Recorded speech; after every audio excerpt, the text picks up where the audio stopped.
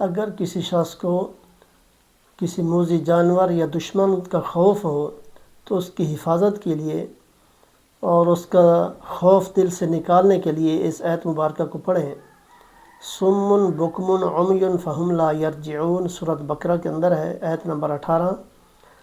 اگر راستے میں کسی موذی جانور یا دشمن سے خوف محسوس ہو تو 7 بار اس آیت مبارکہ کو پڑھ کر پھونک ماریں، تو انشاءاللہ دشمن کا خوف یا اس موذی جانور کا خوف جو ہے وہ دل سے جاتا رہے گا، اللہ کی حفاظت میں آ جائے گا۔ تو اس لیے اس کو خود بھی پڑھیں اور دوسرے لوگوں کو بھی شیئر کریں تاکہ دوسرے لوگ بھی اس سے فائدہ حاصل کریں۔